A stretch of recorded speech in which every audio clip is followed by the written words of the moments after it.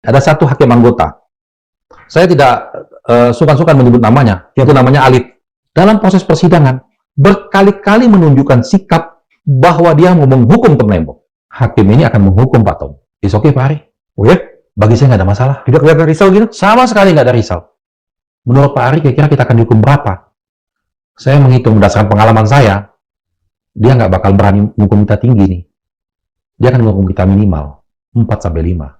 Nggak apa-apa. 1 hari pun saya dihukum, saya akan banding Pak Ari. Padahal belum ada vonis. Belum ada vonis nih, masih pembincangan pledoi.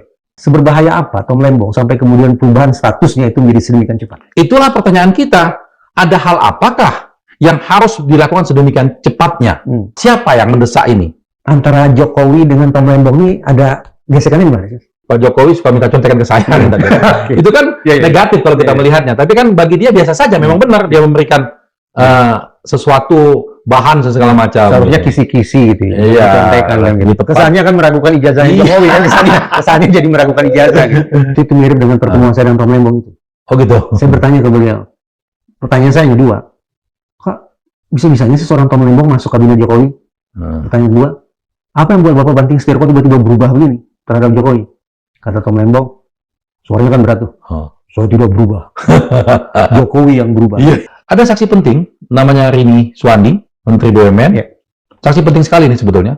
Di BAP memojokkan Pak Tom. Nggak hadir di persidangan. Tidak hadir. Tanpa penjelasan kenapa tidak hadir. Lagi mengunjungi keluarga di Solo katanya. Ini keluarga betulan atau keluarga Solo atau keluarga di Solo? Nggak tahu keluarga di Solo. Kalau Solonya nggak sensitif. Lagi. Dalam proses persidangan, kami meminta, mana sih audit BPKP itu? Dikatakan ada kerugian negara. Itu menghitungnya dari mana? Angka ketika mereka konversi pers, angka ketika mulai sidang, dakwaan, angka ketika tuntutan, dan angka ketika putusan, semuanya berbeda-beda.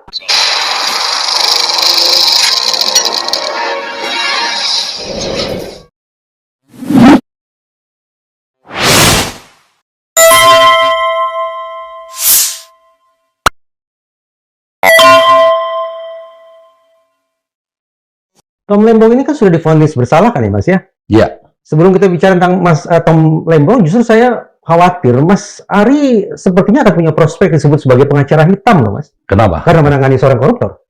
Karena kita meyakini bahwa dia bukan koruptor. Semua penasihat hukum pasti akan mengatakan begitu ke kliennya. Betul. Tapi kita harus membuktikannya dalam perjalanan persidangan. Sehingga kita bisa katakan proses peradilan ini peradilan sesat. Jadi seorang Ari Yusuf Amir tidak akan mungkin dicap oleh publik sebagai pengacara hitam kendati membela seorang koruptor? Saya yakin publik sekarang sudah cerdas dan tahu membedakan mana koruptor, mana orang yang dikriminalisasi. Assalamualaikum warahmatullahi wabarakatuh, Sobat Madilog. Kalau saya harus memberi judul tentang perbincangan hari ini, mungkin saya akan pilih 2 kata, yaitu samber gledek. Samber gledek ini mewakili perasaan terperanjat saya menyimak betapa reaksi atau respon publik terkait kasus tipikor yang satu ini 180 derajat berbeda dengan respon masyarakat Tempo dulu. Selama ini, mudah-mudahan kita sepakat, kita memposisikan korupsi sebagai kejahatan serius. Pelakunya, kalau terbukti, kita ingin dihukum seberat-beratnya. Tapi entah kenapa, terhadap terdakwa yang satu ini, yang bernama Tom Lembong ini, justru sekian banyak kalangan geleng-geleng kepala. Manakala mereka menyimak hakim jatuhkan putusan berupa 4,5 tahun penjara, plus denda 750 juta rupiah bagi mantan Menteri Perdagangan itu. Mari kita perbincangkan lebih lanjut tentang samber gledek ini bersama Ketua Tim Penasihat Hukum Tom Lembong, yaitu Dr. Ari Yusuf Amir. Mas Ari, terima kasih nih Mas. Terima kasih Mas Reza. Sudah datang ke ruang diskusi Madilog. Kembali ke yang tadi, walaupun Mas Ari mengklaim Mas Ari tidak layak disebut sebagai pengacara hitam, tapi saya teringat perkataan Todung Mulya Lubis, Mas. Iya. Salah satu didengkot lah ya di dunia hukum Indonesia. Dia sama sekali tidak pernah mau membela yang namanya koruptor, Mas. Apapun alasan tidak mau. Saya menganggap itu sebagai sebuah sikap keteladanan yang semestinya dibangun oleh seluruh advokat. Iya, saya setuju. Jadi kita harus punya prinsip dalam menjalankan profesi kita. Saya seperti berjanji tidak akan menangani perkara narkoba, ya, apapun itu bentuknya. Dan perkara koruptor yang kita tanganin harus betul-betul kita yakini bahwa orang ini korban. Jadi bukan orang ini pelaku, tapi dia korban. Karena dengan sistem peradilan kita yang saat ini, dengan sistem hukum kita yang ada saat ini, baik itu penyidik di level manapun, kepolisian, kejaksaan, apa sekalipun di KPK, sering terjadi kesalahan dalam proses itu. Tom Lembong bisa disebut sebagai korban. Sangat Korban jelas. kriminalisasi. Sangat Lembaga jelas. apa yang mengkriminalisasi Tom Lembong? Ya sekarang, saat ini pengadilan yang mengkriminalisasinya dengan putusannya. Saat ini. Sebelumnya, penyidiknya adalah pihak kejaksaan. Mas, kalau kita bicara tentang Kejaksaan Agung, saya yakin akan mudah bagi Mas Ari untuk menyebut rangkaian prestasi Kejaksaan Agung belakangan ini terkait dengan pemberantasan korupsi, loh, Mas. Sekarang kita uji ya. Betul. Coba Mas Ari, sebutkan ke saya. Apa catatan luar biasa yang sudah dihasilkan oleh KPK belakangan ini terkait pemberantasan korupsi? Kita harus akuin juga, Kasus apa misalnya? maksudnya KPK. Ya, ditangani oleh KPK. Oh, saya tidak mengikuti. Oke, secara sulit kan ya? Lanjut, Polri. Apa yang sudah dilakukan oleh Polri terkait dengan pemberantasan korupsi pada waktu-waktu belakangan ini? Ya, saya tidak mengikuti. Saya tidak punya kompeten clear. untuk menilai itu. Sepakat. Saya pun akan mengalami kesulitan luar biasa ketika harus menyebut rapor KPK dan rapor Polri Iya. terkait pemberantasan korupsi. Tapi kalau kita bicara Kejaksaan Agung, Mas, Sritex, Iya. Timah, Chromebook, Hmm. sindikat suap di lingkungan Mahkamah Agung sendiri, plus yang sekarang, Tom Lembong. Dengan rangkaian prestasi sespektakuler itu, masihkah Mas Ari menyebut bahwa Kejaksaan Agung adalah lembaga yang mengkriminalisasi Tom Lembong? Begini, Mas. Saya tidak punya kompeten untuk menilai mereka dalam kegiatannya. Oke. Ya. Saya hanya kompeten menilai mereka dalam kasus yang saya tangani. Karena saya bukanlah pengamat. Ya. Saya tidak tahu tuh kasus-kasus yang Mas sebut tadi, ya. Bagaimana prosesnya saya tidak mengikuti, gitu. Apakah itu benar prosesnya benar? Apakah itu uang yang dihadirkan itu benar atau bagaimana? Kita juga nggak tahu. Ketika Saya Mas, tidak punya kapasitas. Tetapi ketika bicara Tom Lembong, saya mengikuti dari A sampai Z-nya. Jadi saya tahu mana-mana yang benar dan mana yang tidaknya. Dan itu bisa kita pertanggungjawabkan. anggapan bahwa Tom Lembong tak lebih tak kurang hanyalah korban kriminalisasi, itu sebuah simpulan yang Mas Ari tarik setelah membaca berkas atau sebelum membaca berkas pun Mas Ari sudah yakin orang ini tidak mungkin melakukan korupsi? Ketika pertama kali Tom Lembong dijadikan tersangka, Ya. saya mendatanginya. Ya, di Kejaksaan Agung dia tidak datang dengan lawyer, dia datang sendiri dengan gagah beraninya sebagai saksi pada waktu itu. Lalu pada hari itu juga dijadikan tersangka, lalu pada hari itu juga dia jadikan tahanan. Ya, mendengar itu besoknya saya berusaha untuk menemui dia di Kejaksaan Agung. Pertanyaan pertama yang saya tanyakan kepada dia, dan ini wajib bagi kita. Ini pertanyaan dia juga di mana? Di Kejaksaan, Di ruang tahanan di Kejaksaan. ruang pemeriksaan. Ruang Kejaksaan. pemeriksaan. Oke. Sebelum pemeriksaan, saya minta bicara empat mata dengan Pak Tom. Pak Tom, kita ngomong jujur. Anda betul-betul terima sesuatu dalam proses impor ini. Anda punya kepentingan dalam impor ini. Ini kasus importasi nih. Iya, iya. Dia tegas katakan, tidak Pak Ari, saya bisa pertanggungjawabkan itu. Saya tidak punya kepentingan apapun, dan saya tidak menerima apapun dalam proses importasi ini. Jadi Anda yakin Anda benar? Saya yakin saya benar, kata Tom Lembong. Oke, kalau begitu, saya bersedia membela Anda, dan kalau Anda berubah, saya marah sekali loh dalam proses ini. Karena ini akan terbukti nih. Terbukti dalam penyidikan, terbukti dalam persidangan, akan terbukti.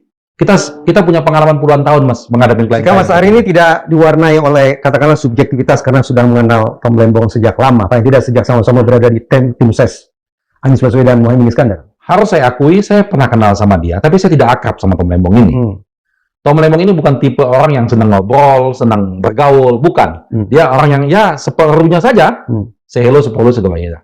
Tapi bagi saya, ketika dia punya masalah, saya harus mengkonfirmasi dulu kepada dia. Masalah ini, dia yakini atau tidak bahwa dia melakukan kesalahan. Setelah saya yakin bahwa dia tidak melakukan kesalahan, saya juga membelanya jadi yakin, Mas. Dan itu standar utama kita. Kita tidak mau membela seseorang yang kita yakin bahwa orang ini tidak bersalah. Jadi dari kacamata Mas Ari, semestinya Tom Lembong ini hukumannya berapa tahun? Bebas. Bebas? Bebas, bebas, bebas. Sepertinya agak kurang realistis juga sih. Iya. Kalau dikatakan bebas, Mas. Saya bisa jelaskan. Saya bisa uraikan kenapa dia bisa bebas. Oke, kita akan ke sana nanti. Tapi saya ke titik hulu lagi. Oke. Kalaulah kejaksaan dinilai sudah melakukan kriminalisasi terhadap warga negara, terhadap mantan Menteri Perdagangan yang namanya Tom Lembong, berarti kejaksaan tidak sungguh-sungguh bekerja atas nama penegakan hukum. Apa gerangan yang bermain-main, yang berputar-putar di instansi kejaksaan? Sekali lagi saya katakan saya tidak punya kompetensi untuk menilai itu. Paling tidak apa kepentingan kejaksaan mengkriminalisasi Tom Lembong? Saya juga sampai sekarang tidak mengetahui itu, tapi saya mengetahui prosesnya banyak yang tidak benar.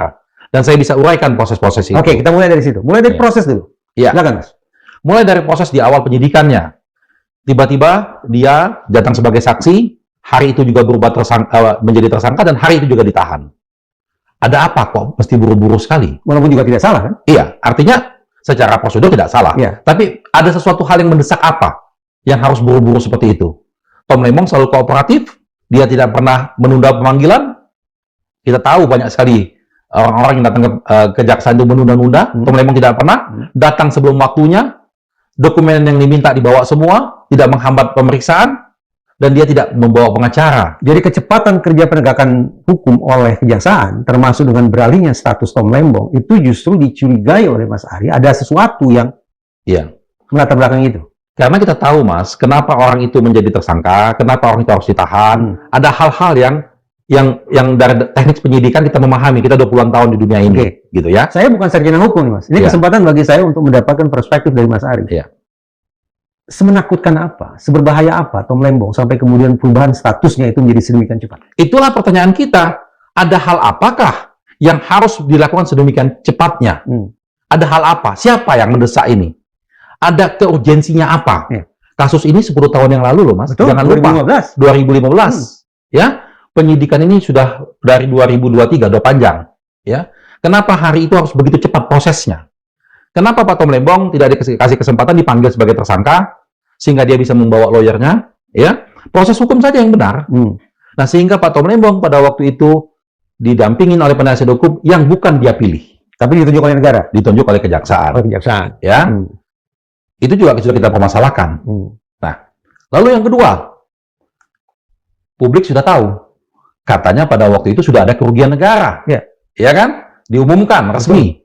Hakim pun pada akhirnya mengatakan kerugian negara senilai 194 miliar. Ya. Nah, ketika kami uji di pra-peradilan, Mas, karena mau tidak mau pra-peradilan harus membuka ya apa yang dimiliki oleh mereka untuk menjadikan orang tersangka dan kotak Pandora lah.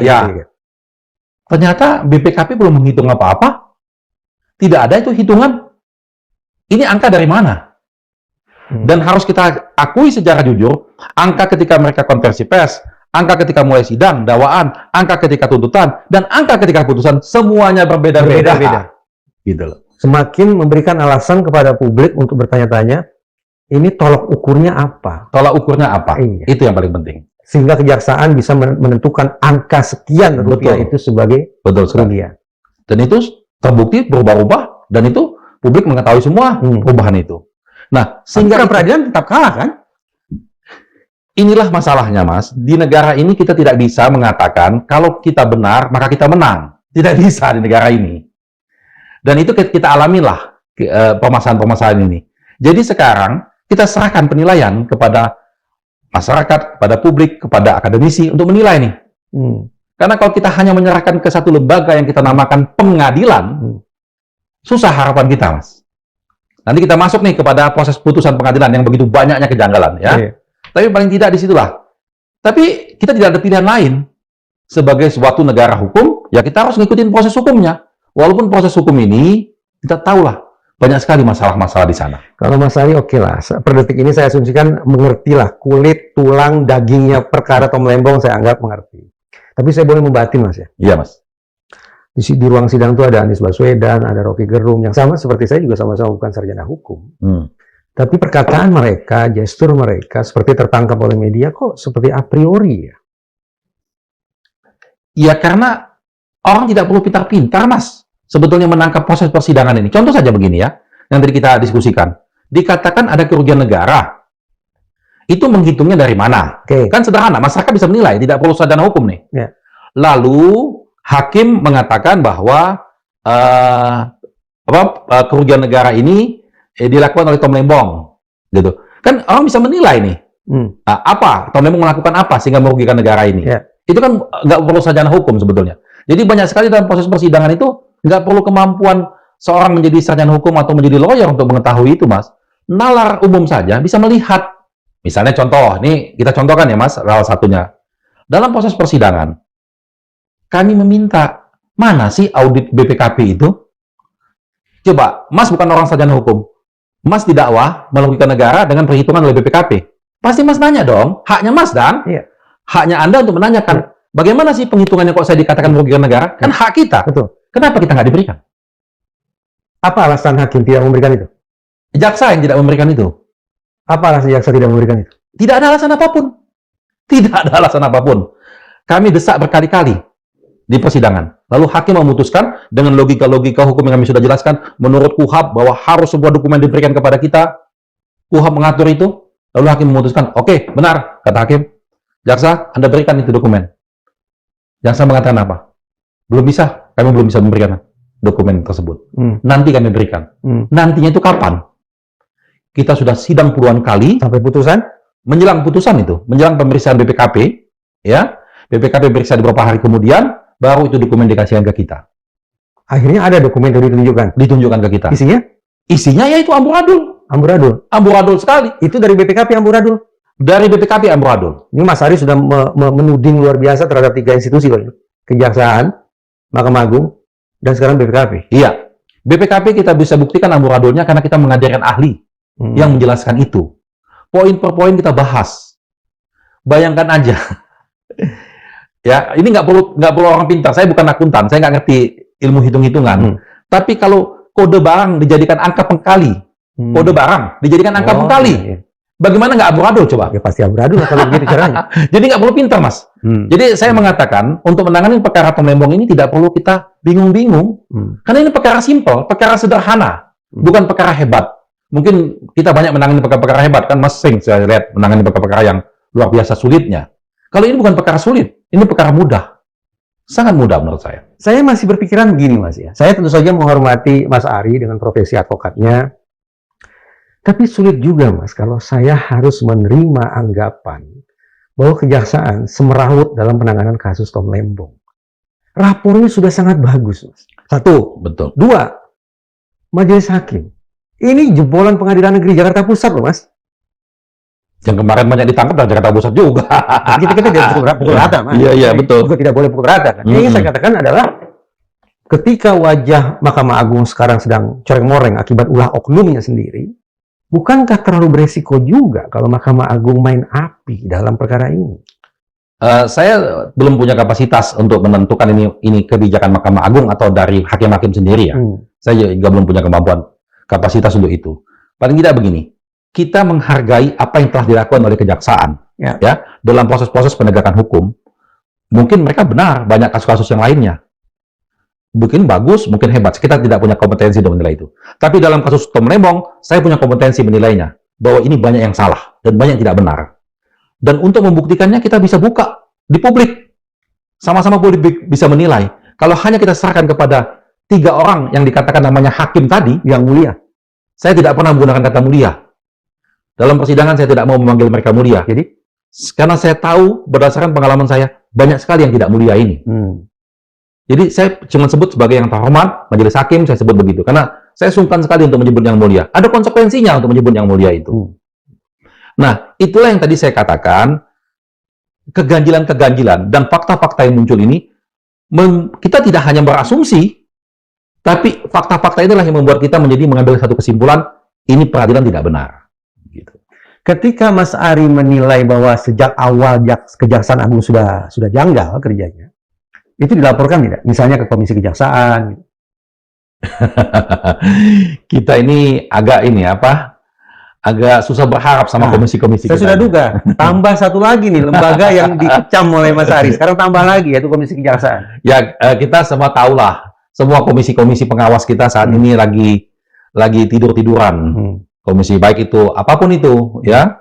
Tidak ada dulu kita pernah punya komisi yudisial yang betul-betul powerful pada zaman itu. Zaman Pak Busomo Kodas, pada waktu itu ketuanya. Zaman Suparman Marzuki. Ya, kita tahu betul mereka berani lantang, berani kerja, berani ada hasil gitu. Tapi pasca itu kita nggak melihat lagi tuh mereka itu. Dan kita juga tahu pasca putusan MK tentang bagaimana komisi yudisial itu dipretelin kewenangannya. Jadi lembaga-lembaga ini ya ada dan tidak adanya sama saja. Dengan demikian, satu-satunya jalan untuk memperjuangkan nasib seorang Tom Lembong memang hanya banding, Mas. Tidak mungkin dipersoalkan ke Bawas MA, ke KY, Komisi Kejaksaan, tidak mungkin lah ya. Begini, Mas. Sambil menghimpun opini publik, saya bayangkan ini. Iya, betul itu. Tapi kami, ya, dari lubuk hati kami paling dalam, kami masih yakin di negara ini ada jaksa-jaksa yang baik, ada hakim-hakim yang baik. Kami yakin itu. Karena tidak mungkin di semua lembaga peradilan ini hakimnya tidak beres. Pasti ada yang baik. Dan pasti ada yang berani. Kami meyakini itu. Makanya kita tinggal berdoa dan berharap dan mendorong muncul nih hakim-hakim yang baik, hakim-hakim yang berani. Karena kalau cuma baik tapi tidak berani juga susah nih. Susah. Ya. Pintar hanya untuk dirinya sendiri. Iya, banyak itu. Ya. Yang baik tapi tidak berani banyak ini. Saya membaca di media, Mas, kejaksaan itu mengajukan banding terkait dengan besaran kerugian yang jaraknya cukup jauh antara perhitungan jaksa dengan perhitungan hakim. Tapi kalau dari Tom Lembong, Mas Ali sebagai penasihat hukum, apa sih, Mas, yang dibawa ke pengadilan tinggi apa? Ya, jadi pertama begini. Dalam pengadilan tinggi ini, kita masih bicara tentang yudek fakti ya.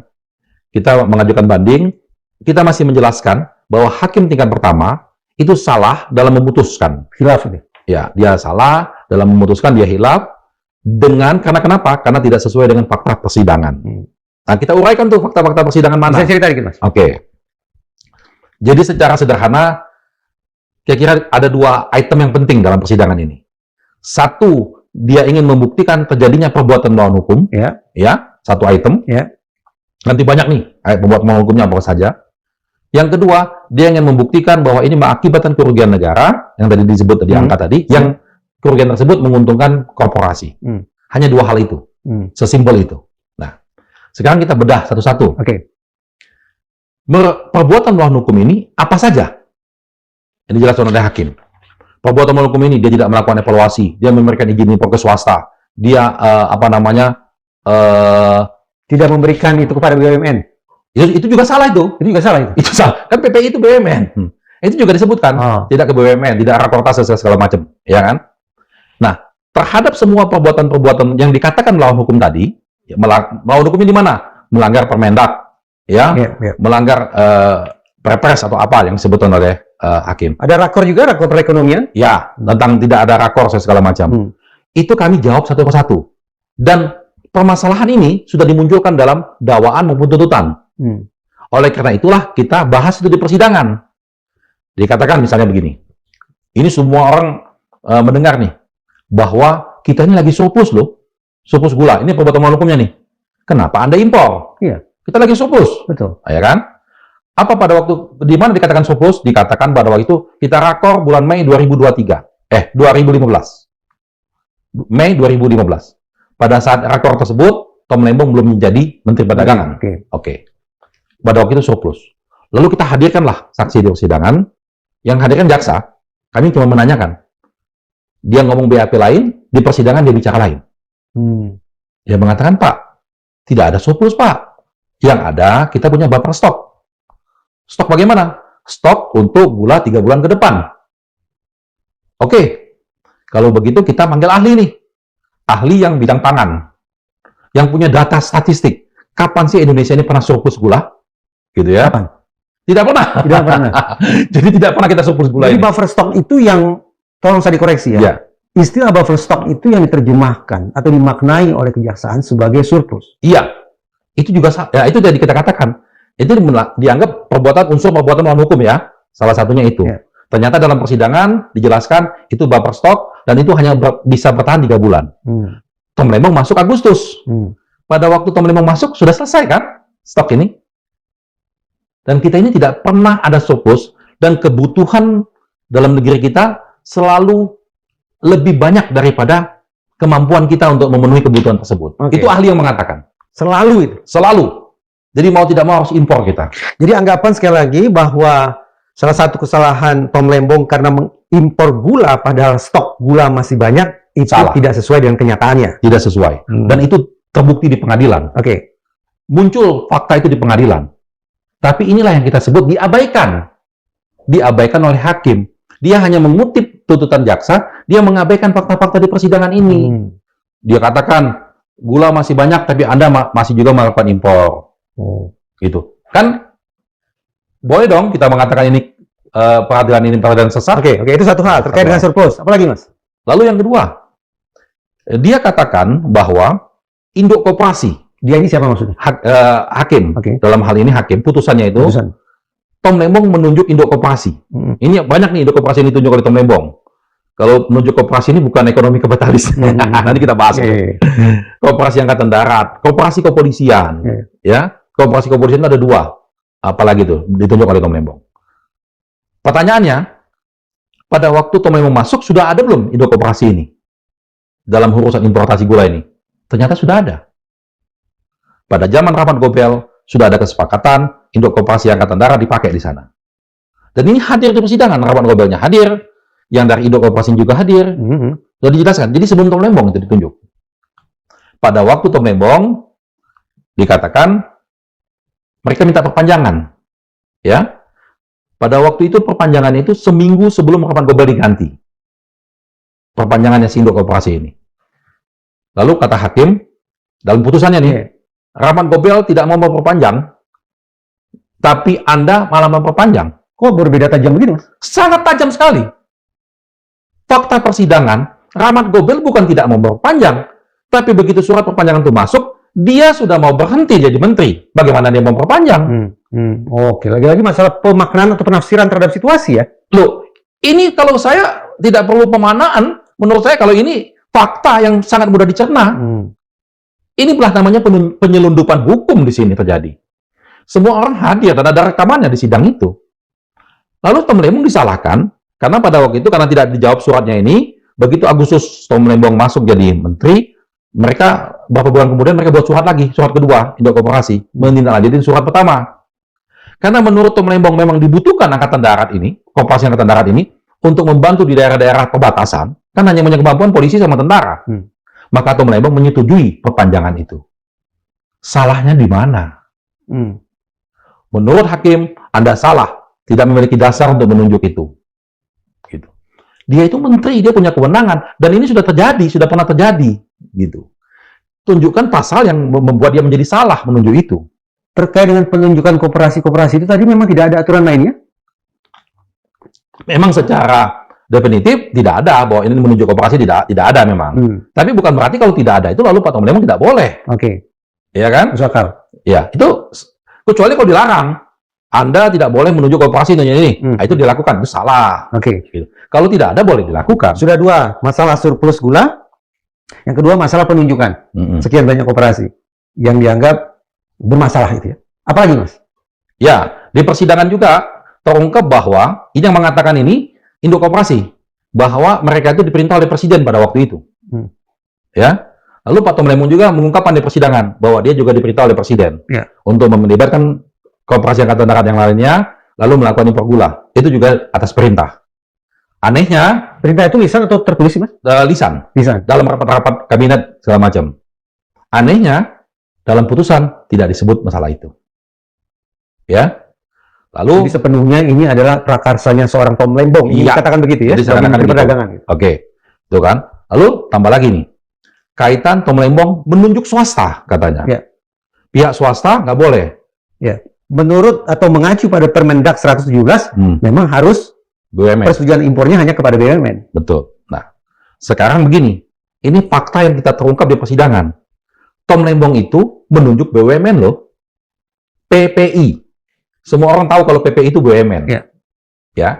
PPI ini sudah mengerjakan pada waktu sebelumnya, zamannya Rahmat Gobel. Dia tidak melibatkan pihak swasta pada waktu itu. Dia cuma ada kebutuhan sedikit, cuma 200 ton pada waktu itu. Dia melibatkan Bulog atau apa gitu pada sebelumnya. Ternyata gagal. Dia hanya bisa memenuhi kebutuhan 50.000 ton dari kebutuhan 200.000 ton itu. Hanya sedikit. Artinya dia tidak mampu. Lalu PPI ditunjuk lagi nih sekarang untuk melakukan ini. PPI itulah mengatakan, ini terungkap dalam persidangan nih, bahwa mereka tidak mampu melakukan importasi gula yang sedemikian besar. Dananya nggak ada, kemampuannya juga nggak ada. Lalu mereka mau melibatkan swasta. Ini PPI. Jadi yang menunjuk swasta-swasta ini adalah PPI, BUMN. Business to business. Tom Lembong menunjuk PPI dalam kurung BUMN, berarti tidak melanggar Permendak. Benar. Lalu PPI mengajak swasta. Yang mengajak swasta. Ya. Tapi kemudian menjadi permasalahan bahwa seakan-akan Tom Lembong lah yang menunjuk langsung. Nggak ada di persidangan juga itu. Gimana kita mau mengakui putusan ini?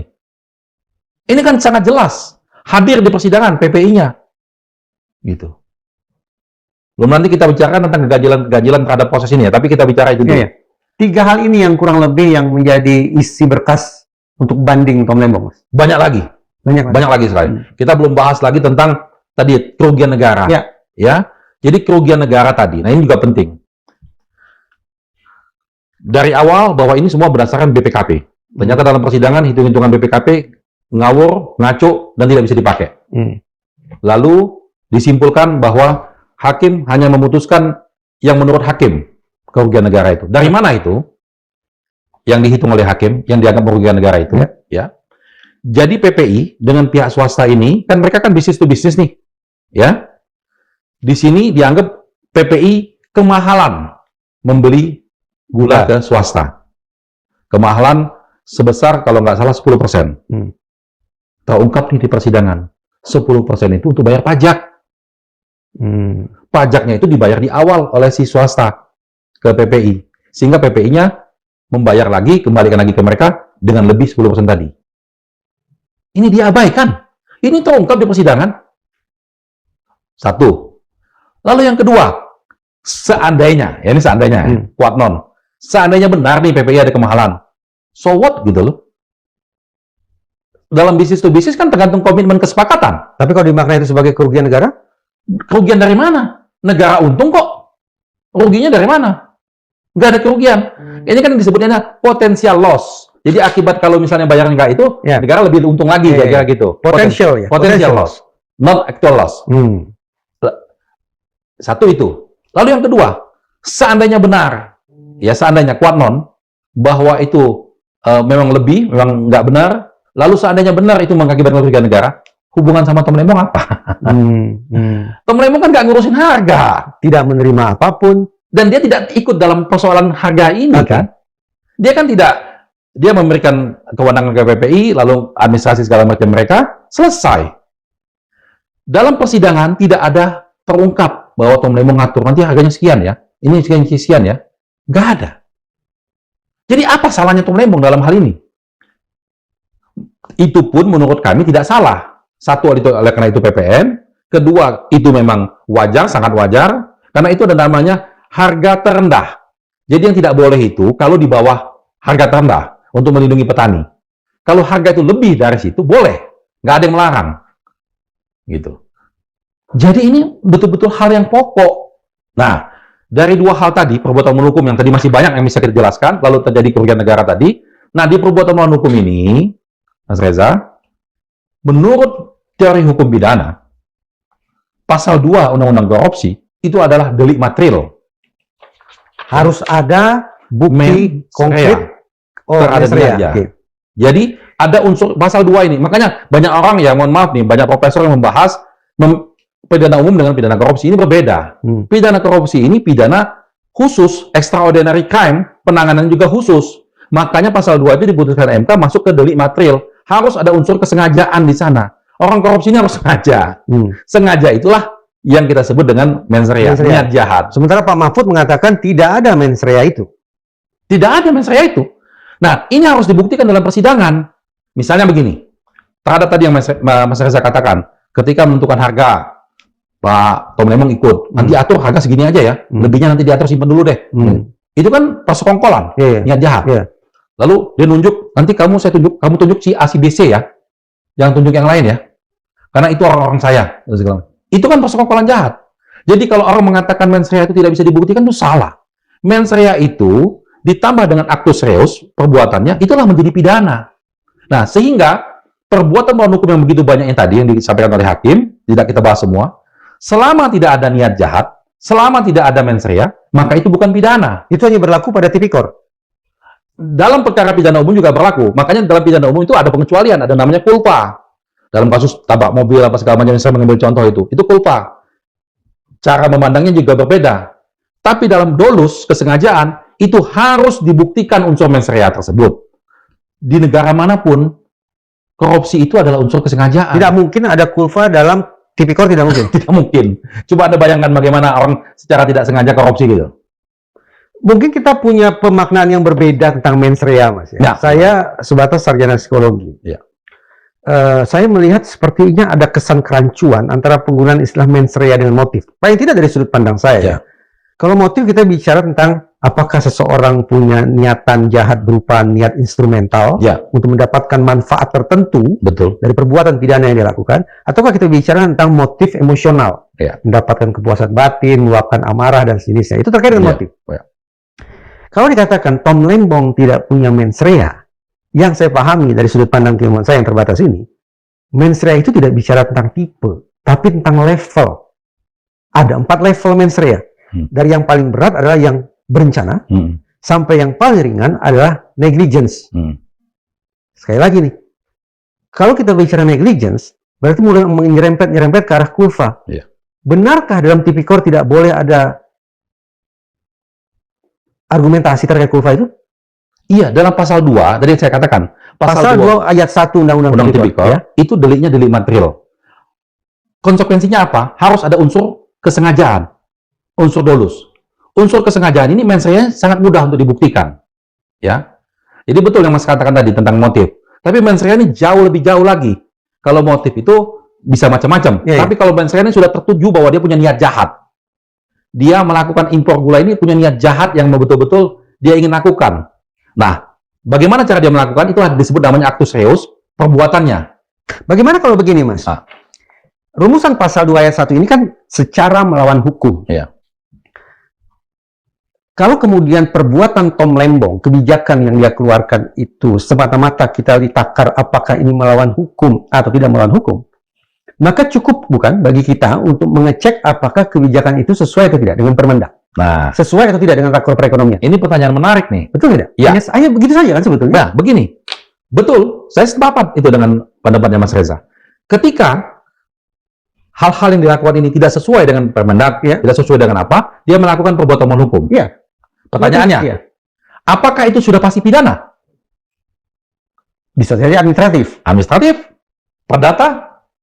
Karena perbuatan melawan hukum itu tidak harus pidana. Oke. Menjadi pidana manakala perbuatan melawan hukum itu berlanjut dengan memperkaya diri sendiri atau orang lain atau korporasi, begitu. Betul. Untuk dia bisa melakukan itu, dia harus punya niat jahat. Gitu. Itu betul teorinya. Jadi akan berlanjut menjadi pidana ketika dia memperkaya orang lain segala macam dengan sengaja tadi, ya. Itulah adanya bukti mens rea tersebut. Tapi kalau sebatas, ya Mas, dalam orang mengambil kebijakan nih, kebijakan itu bisa salah, bisa benar. Betul. Ya. Dan negara kita sudah mengaturnya itu sebetulnya. Ini perdebatan lama. Ketika dia salah, dalam proses pengadaan saja, pasti ada yang diuntungkan. Tidak mungkin orang yang swasta yang terlibat di pemerintah tidak mau untung. Pasti diuntungkan ada orang lain. Yang menjadi masalah, ketika keuntungan itu menjadi tidak benar. Kalau keuntungannya wajar, diproses secara benar, tidak masalah. Keuntungan yang diperoleh dengan cara-cara melawan hukum lah. Ya, begitu. Kalau keuntungan yang wajar, sah untungnya. Ini ada keuntungannya ya? Yang pihak swasta. Dalam kasus Tom Lembong ini? Pihak swasta ya. Pihak swasta. Dan keuntungan itu dalam taraf yang wajar? Taraf yang wajar. Itu tafsiran subjektif penasihat hukum? Ahli kita hadirkan. Ahli. Kita nggak boleh menafsirkan. Makanya kita hadirkan ahli. Berapa sih keuntungan yang wajar? Gitu. Apa kata ahli? Semua mengatakan itu sangat wajar dan sangat sedikit sebetulnya. Dia memberikan sebuah parameter untuk menilai mana wajar, mana tidak wajar. Betul. Kan ada biaya operasional dan segala macam. Ya. Dan keuntungan yang wajar itu diperoleh tidak dengan cara melawan hukum. Tidak melawan hukum. Padahal putusan hakim melawan hukum ya. Iya. Melanggar Permendak. Itu juga. Kemudian mengabaikan. Yang itu juga yang sampai sekarang kita juga bingung. Permendak yang dimaksud hakim ini Permendak yang mana? Karena Permendak itu tidak mengatur itu. Karena yang buat Permendak itu Tom Lembong. Jadi ini juga rancu kita. Dia melanggar Permendak, itu juga yang membuat Tom Lembong. Makanya saya katakan di berbagai macam kesempatan, kalau hanya melanggar Permendak, katakanlah ada yang dilanggar, walaupun sebetulnya tidak ada, itu juga bukan pidana. Ya, administratif. Administratif. Oke lah, kalau memperkaya diri sendiri mungkin jadi pertanyaan. Ya. Tapi kalau kemudian kita masuk ke kalimat berikutnya pada pasal yang sama, yaitu merugikan keuangan negara. Sekali lagi, Mas Ali, Mas Tom Lembong bersikukuh, Mas Ari dan tim juga bersikukuh bahwa tidak ada kerugian negara akibat kebijakan Tom Lembong ini. Betul. Sehingga kita katakan tidak ada atau perhitungan yang sebetulnya tidak benar. Memang tidak ada kerugian negara pada waktu itu. Bahkan kita menghadirkan ahli ya dari UI pada waktu itu yang hadir menghitung nih. Dengan proses ini negara untung atau rugi? Itu ahli didatangkan oleh penasihat hukum pasti kan? Ya, betul.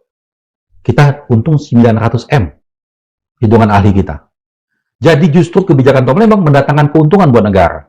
Makanya prosesnya kita bernegara ini kan sudah ada tahapan-tahapannya, Mas. Ini kan kejadian 10 tahun yang lalu. Iya. BPKP sudah periksa, inspektoratnya sudah periksa, atasannya sudah periksa. Clear semua, nggak ada masalah. 10 tahun tidak ada tuh persoalan gitu ya? Tidak ada persoalan. Karena setiap tahun kan dievaluasi kegiatan ini. Kalau ada, makanya saya katakan pada waktu di awal, ini kan ujuk-ujuk. Kalau misalnya ada temuan dari BPKP atau BPK pada waktu itu lalu ke kejaksaan, itu benar. Ini nggak ada temuan, nggak ada apa. Tiba-tiba Tom Lembong menjadikan tersangka. Nah, BPKP sudah memeriksa pada waktu periode Tom Lembong. Hasilnya kita sudah tunjukkan ke hakim, tidak ada masalah. Ada beberapa masalah administratif di bawahnya, anak buahnya, udah diperbaikin. Gitu. Inilah yang kalau dalam istilah hukum disebut, kalau ada namanya abuse of power, penyalahgunaan wewenang, ada namanya misuse of power. Ya, jadi kesalahan dalam menggunakan kewenangan. Konsekuensinya administrasi. Itu pun seandainya kalau ini menjadi salah. Itu pun kalau seandainya dianggap sebagai misuse. Misuse. Tapi diyakini ini bukan misuse. Bukan misuse, Tapi justru useful. justru menguntungkan. menguntungkan. Mas, ini kita lompat pagar sedikit ya. Tom Lembong pernah cerita tidak ke Mas Ari, kenapa sih beliau tidak lagi di kabinet? Masa sebagai menterinya cuma seumur jagung, Mas. Hanya sekitar 1 tahun. Kenapa ya, Mas? Saya tidak secara khusus membahas itu pada Tom Lembong, tapi dia itu kan ada beberapa jabatan. Dia itu menteri, lalu kepala BKPM. Ya. Lalu setelah itu dia mengatakan kira-kira dia nggak sejalan lagi lah, nggak satu pemikiran lagi. Itu mirip dengan pertemuan saya dengan Tom Lembong itu. Oh gitu. Saya bertanya ke beliau. Pertanyaan saya hanya 2. Kok bisa-bisanya seorang Tom Lembong masuk kabinet Jokowi? Pertanyaan 2. Apa yang buat Bapak banting setir kok tiba-tiba berubah begini terhadap Jokowi? Kata Tom Lembong, suaranya kan berat tuh. Saya tidak berubah. Jokowi yang berubah. Tapi saya tidak sempat minta beliau elaborasi. Berubahnya apa, Mas? Kira-kira antara Jokowi dengan Tom Lembong ini ada gesekannya gimana sih? Saya tidak tahu persis ya, tapi secara selintas dia cerita kira-kira gini lah. Ketika di awal saya ingin bergabung itu, saya salah sangka terhadap Jokowi katanya. Setelah di perjalanan saya baru tahu tentang siapa Jokowi ini. Memang awalnya Tom Lembong menyangka Jokowi seperti apa? Makanya mungkin ya ini persepsi saya ya. Mungkin dia menyangka bahwa wah ini betul-betul pengen untuk perbaiki negara segala macam, lalu dia ingin ekonomi kerakyatan. Mungkin setelah perjalanan, wah ternyata bukan. Mungkin lalu dia menolak untuk melanjutkan. Saya pikir seperti itu ya. Dan itu memunculkan perasaan sakit hati kurang lebih pada Jokowi? Mungkin saja, karena Tom Lembong ini kan begini. Orangnya ini kan kalau ngomong, dia tidak paham etika bahasa kita. Misalnya dia mengatakan contekan gitu ya. Kan kalau orang kita kan, oh kamu nyontek itu kan negatif gitu kan. Ya. Dia kan karena mungkin bahasa Indonesia yang kurang bagus, dia menggunakan contekan pada waktu itu. Pak Jokowi suka minta contekan ke saya. Itu kan negatif kalau kita melihatnya. Tapi kan bagi dia biasa saja, memang benar dia memberikan sesuatu bahan segala macam. Seharusnya kisi-kisi gitu ya. Iya. Kan, gitu. Kesannya kan meragukan ijazahnya Jokowi kan. Kesannya jadi meragukan ijazah gitu. Tapi lagi-lagi itu mirip dengan, ya memang tafsiran saya sih Mas. Saya melihat ini orang, maksud saya melihat Tom Lembong ini, cara dia memainkan ekspresi muka, cara dia berpikir, cara dia bertutur, kayaknya belum Indonesia banget ini. Belum. Ya bisa dikatakan naif lah dia. Adakah kemungkinan itu dia persoalan yang mengakibatkan Tom Lembong akhirnya punya perjalanan hidup seperti sekarang? Oh, itu bagus juga tuh. Saya baru terpikir tuh. Benar juga tuh. Bisa juga tuh. Karena kan gini ya, kadang-kadang orang sakit hati itu kadang-kadang banyak hal ya. Dengan gaya Tom Lembong tersebut bisa juga ada yang sakit hati ya. Lalu dia terjadi seperti ini. Tapi muncul pertanyaan lebih serius. Kalau pertanyaan sesaat lalu itu sifatnya pribadi, antar pribadi. Pertanyaan berikutnya jadi lebih serius. Apa ya Jokowi memanfaatkan alat-alat negara untuk mengkriminalisasi Tom Lembong? Ya, nanti saya pikir suatu saat akan terbuka lah itu situasi. Karena kan begini, kita kan hadir dalam beberapa kejadian sejarah, ya, dari zaman Pak Harto, Mas Reza kan sama-sama kita kan satu zaman, berubah menjadi ini. Kita kan melihat sejarah ini, begitu cepatnya perubahan kekuasaan ini, dan begitu menjadi berubah kekuasaan itu, yang lama-lama tuh terbuka semua cerita-cerita itu, dan tadinya orang yang begitu powerful, begitu kelihatan begitu lemahnya, terlihat sekali gitu. Jadi saya lihat suatu saat ini akan terbuka. Lembaga penegakan hukum hari ini masih diwarnai oleh pengaruh lama ya Mas ya? rezim boleh berganti, pemerintahan boleh berganti. Ya karena memang belum ada yang diganti. Orang yang masih pernah sama. gabung cuma belum ada yang diganti. Dan Tom Lembong adalah korbannya gitu. Iya. Mas, saya jadi khawatir begini, Mas. Tom Lembong itu menjadi mulai disidik kasusnya masih zaman presiden sebelumnya. Iya. Presiden Jokowi kan maksudnya Iya. kan. Tadi kan saya menangkap paling tidak kesan kuat lah bahwa Mas Ari ini risau dengan dunia penegakan hukum kita. Ada 4 lembaga yang secara peyoratif tadi Mas Ari nilai tidak terlalu banyak bisa diharapkan. Lantas untuk apa banding, Mas? 4,5 tahun udah lumayan, Mas. Kenapa saya katakan lumayan? Gini, Mas ya. Ada riset dari ICW. Iya. ICW ini sebenarnya ingin membenturkan kita dengan kenyataan getir tentang seberapa serius sesungguhnya kita dalam memberantas korupsi. Ya. Tadi saya mengawali perbincangan kita dengan mengatakan, saya menangkap jiwanya publik ini adalah retributif terhadap koruptor.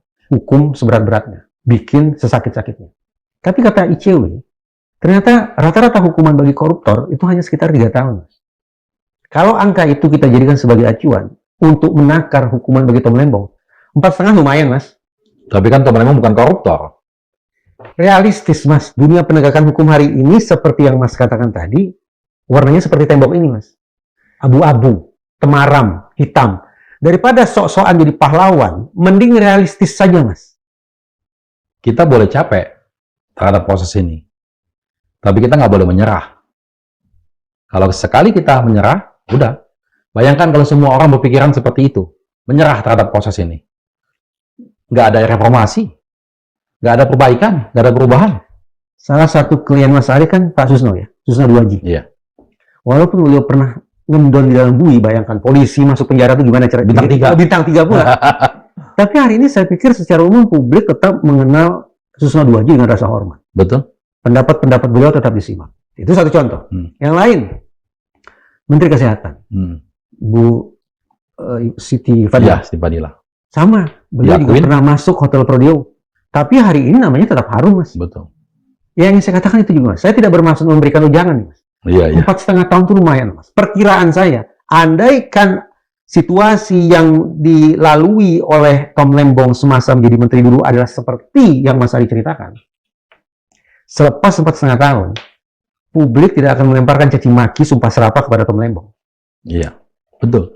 Jadi gini, jadi semangat kita, terakhir yang pernah saya sampaikan ke beberapa kesempatan, setelah kami selesai membacakan pledoi, Ya. Tom Lembong itu mendatangi kami. Ini orang luar biasa hebatnya.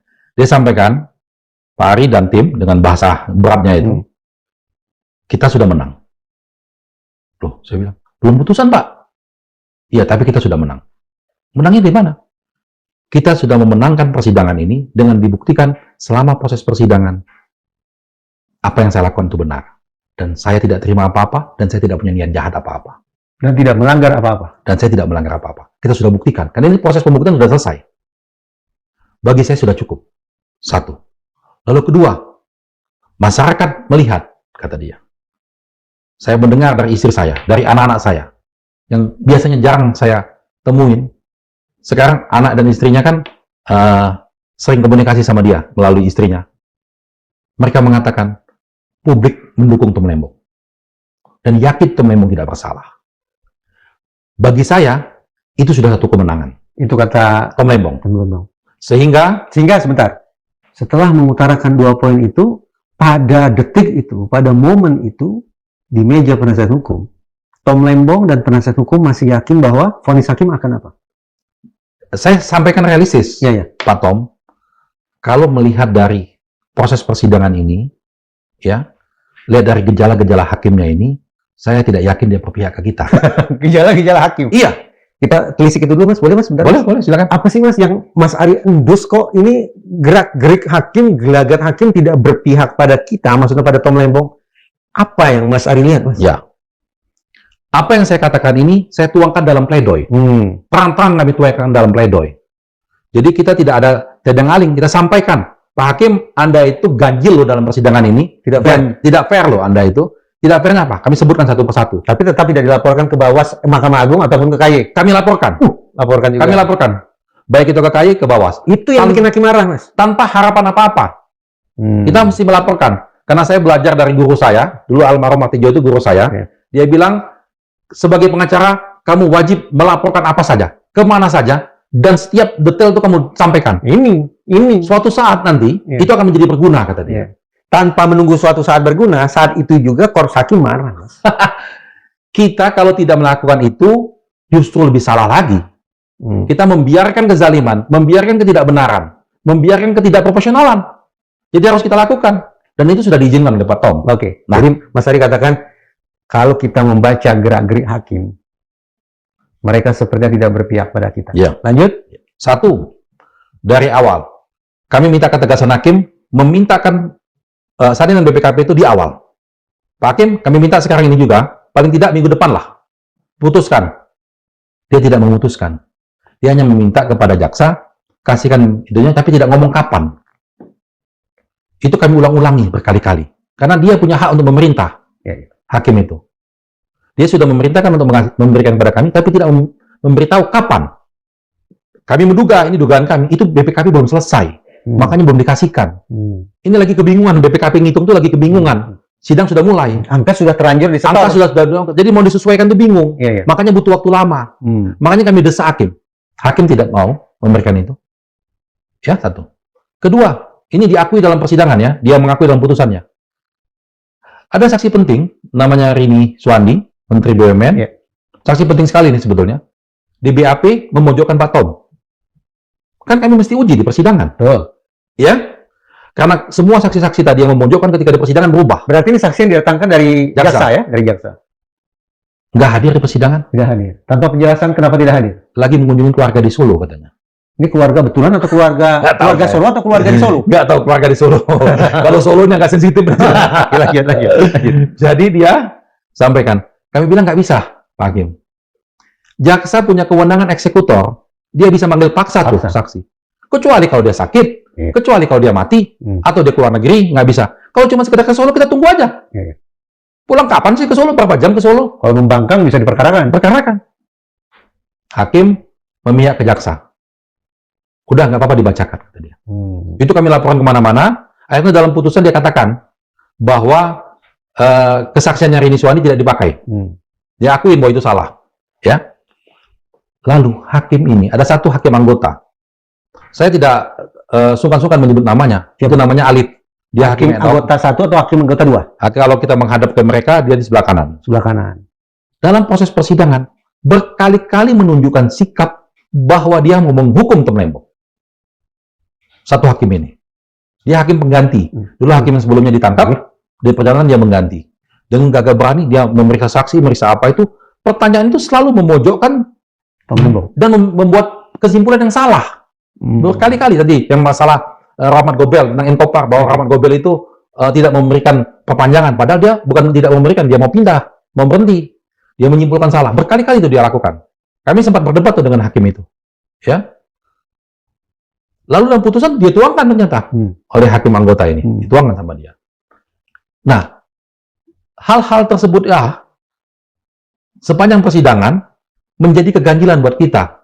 Padahal menurut KUHAP, hakim itu tidak boleh menunjukkan sikapnya. Apakah dia mau menghukum atau dia mau membebaskan, nggak boleh. Dia tetap harus tampak imparsial. Yang paling berbahaya lagi, ketika ahli dihadirkan oleh jaksa, saksi dihadirkan oleh jaksa, digali sama dia, sama hakim. Sebaliknya, ketika kita menghadirkan saksi ahli kita, didiemin aja sama dia. Senderan begini mungkin ya? Didiemin aja. Mau ngomong apa lo, ngomong aja sana. Nggak peduli, nggak ditanya satu kata pun nggak sama dia. Oh ya? Sama sekali. Tidak ditanya sama sekali? Sama sekali. Ahli tidak ditanya sama sekali? Sama sekali. Semua ahli kita. Cuma ditanya identitas doang. Ini bisa merinding. Betul. Mengada-ngada. Semua Anda bisa buka ahli fakta persidangan. Yang didatangkan penasihat hukum tidak ditanya sedikit pun. Satu pertanyaan pun oleh hakim. Bagaimana kita? Menurut saya sih terlalu vulgar. Gitu. Itulah masalahnya. Dan hal-hal yang vulgar inilah yang diinginkan sebetulnya. Jadi bahwa kesannya mau menghukum, kesannya nggak. Dia nggak mencoba menggali. Mungkin Tom Lembong ini nggak salah nih. Ahli ini mengatakan bahwa nggak ada surplus nih. Oh berarti dia ini nggak salah. Bagaimana sih maksud Anda nggak surplus? Harus kan digali. Iya. Nggak sama sekali. Oleh hakim kan juga tidak menguasai semua disiplin ilmu kan Mas ya? Betul sekali. Itu tepat sekali. Soal penghitungan, soal pangan, soal tentang gula, mana tahu dia. Iya. Dan kami hadirkan ahli itu bukan ahli yang mohon maaf, bukan ahli yang sembarangan. Iya. Itu profesor dari UI. Lalu ujung kalimat Mas Ari apa ke Tom Lembong tadi? Kan Tom Lembong sudah mengatakan Oke. selama proses ini berlangsung kita menang. Saya katakan sama dia, kalau melihat dari persidangan ini, hakim ini akan menghukum Pak Tom. Walaupun kita meyakini betul bahwa persidangan kita akan bebas. It's okay, Pak Ari. Oh ya? Bagi saya nggak ada masalah. Tidak kelihatan risau gitu? Sama sekali nggak ada risau. Menurut Pak Ari, kira-kira kita akan dihukum berapa? Saya menghitung berdasarkan pengalaman saya, dia nggak bakal berani menghukum kita tinggi nih. Dia akan menghukum kita minimal 4-5. Karena pasal 2 itu minimalnya 4 tahun. Iya. Oh begitu? Kata dia. Nggak apa-apa. 1 hari pun saya dihukum, saya akan banding Pak Ari. Itu kata dia saat Kata itu dia. ya? 1 hari pun dihukum, saya akan banding. Padahal belum ada vonis. Belum ada vonis nih, masih pembincangan pledoi. Itu macam-macam lah, dari pihak keluarga, pihak teman, pihak apa ngasih masukan, udahlah. Nanti kalau ini nggak usah banding lah, udah selesai ke ini. Dia nggak mau, dia mau banding. Dia mau banding. Nah, begitu tibalah hari vonis, pembacaan putusan. Tok, tok, tok. Hakim kan bertanya, banding atau tidak? Kami yang mengajarin. Pak Tom, jangan disampaikan di sini. Karena kita butuh waktu ini untuk, kita kan butuh buat memori banding segala macam. Itu teknik strategi persidangan. Anda katakan pikir-pikir. Kita yang minta itu. Dan Tom Lembong mengikuti arahan itu?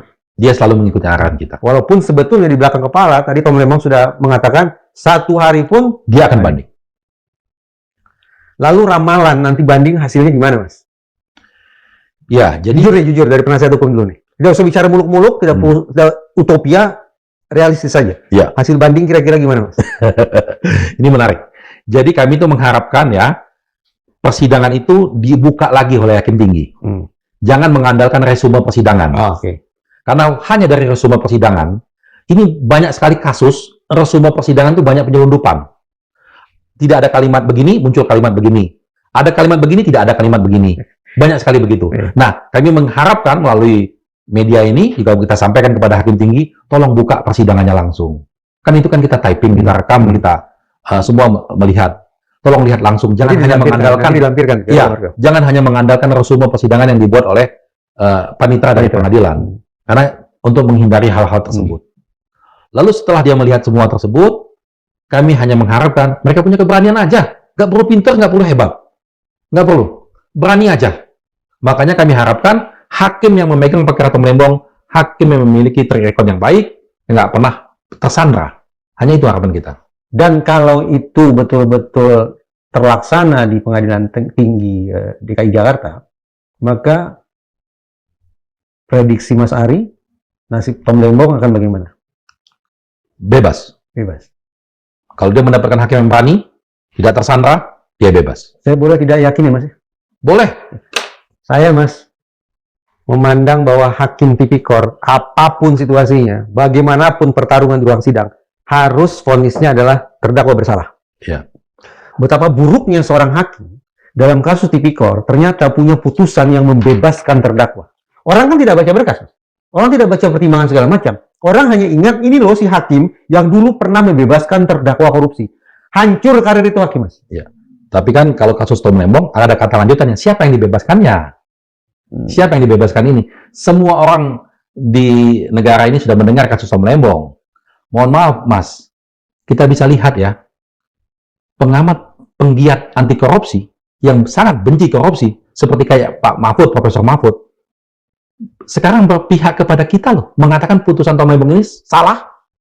Dia sangat benci korupsi loh, dan integritasnya terjamin. Penggiat-penggiat yang lain mengatakan putusan Tom Lembong salah loh. Itu juga harus dilihat fakta itu.